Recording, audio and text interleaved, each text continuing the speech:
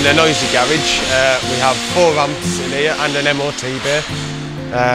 We have 8 employees who work in the garage. We service cars, we MOT cars, we fix cars, anything really to keep you on the road. I was working on this van. I'd been doing a lot of work to this van, a lot of heavy lifting, which hadn't proven to be a problem at all. At the end of the job, all I had to do was change the spark plugs. So I leant over into the engine bay, I was changing the spark plugs, then bang, that was it. I felt it, my back had gone, I couldn't do anything, couldn't walk, couldn't lift anything else. I was in absolute agony. Back pain is one of the most common conditions we see because most of us will get a bad back at some point. You might tell us, I've pulled my back's gone, I've done my back in. It might have come on suddenly, maybe after lifting or other heavy work, or even just sneezing or reaching for something. Or your back might have been niggling on for a few days, then suddenly seizes up. We call this acute back pain or mechanical back pain. Doing your back in can really stop you in your tracks and the pain can be severe, especially at first. However, the good news is that the majority of sudden back pain isn't serious despite the pain and gets better over 2 or 3 weeks. The pain was coming from my lower back, but as the day went on, the pain seemed to spread up through my spine, so I couldn't really pinpoint the main place of the pain. But all I did know that everything was pure agony. I was completely worried because I couldn't do my job, so I didn't know what I was going to do. If I can't do my job, then I have to do something else, but I don't want to do anything else. It's worth knowing a bit about the back. It might help you understand what's going on. Our backs are made of a column of spinal bones stacked on top of one another. The spinal cord, which is a big bundle of nerves, is protected from injury by running through a channel in this bony column. The bones are separated from each other by a firm jelly-like pad called a disc, and these discs provide the suspension for the back, protecting it from jarring, and form a smooth surface for the spinal bones to move around. The spinal bones are attached to one another by ligaments, which act like strong elastic bands. And finally, the big muscles of the back provide the power and strength to move the back. So a pulled back or mechanical back pain describes an injury or sprain to the ligaments and muscles of the back. And this can be anywhere along the back or neck, but it tends to be across the lower back, as this is where the back moves the most. Just as a sprained ankle or wrist takes a few weeks to settle, so too will a bad back. Often we can feel the pain in one particular area, especially at the beginning, and it's worth knowing that over the next 7 to 10 days the pain can seem to get worse or start to spread. And this is because the other big muscles which run up and down the back join in the fun, tightening up to try and stop too much movement of the sprain. Although this spasm of muscles happens naturally, it can really aggravate the pain. First of all, I went to my local chemist who gave me some painkillers, which helped a bit. But after a while I was finding that my back wasn't actually getting any better, so I phoned my GP who referred me for physiotherapy. I am more cautious about how I position myself when I'm working on cars and how I bend down and lift things.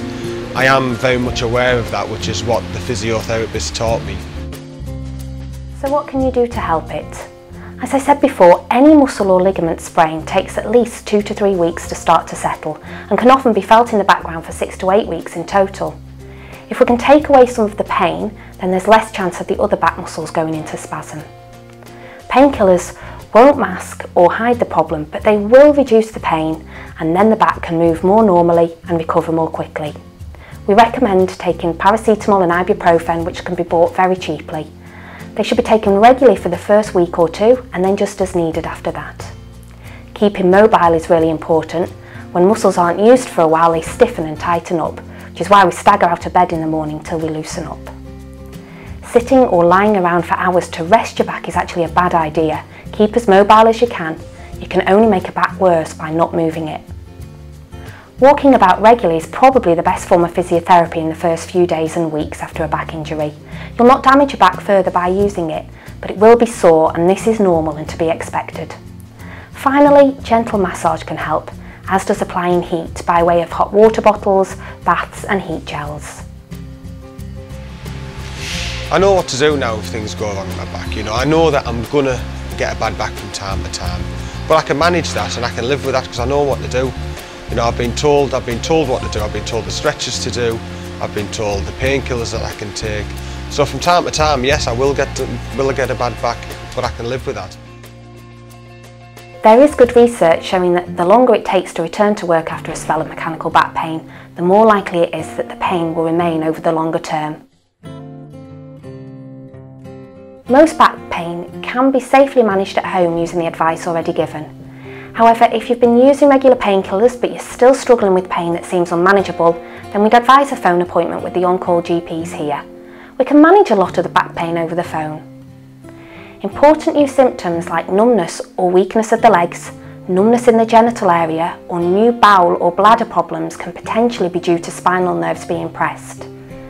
We want you to phone us on the same day if you notice any of these symptoms.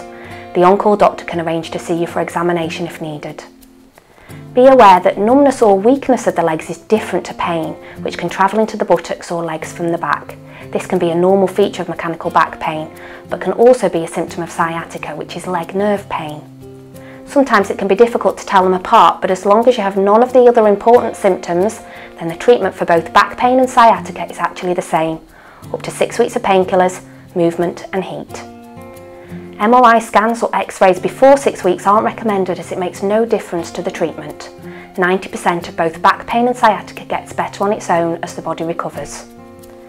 If the pain does persist after 6 weeks, we should see you then to decide if we need to do anything further. Getting back to work was an amazing feeling. Just getting back to the job that I love was just fantastic. You know, having all that time off when I couldn't do anything, I didn't even know whether I could do it or do it again. But that day when I came back to work, I walked through them doors, it was just fantastic.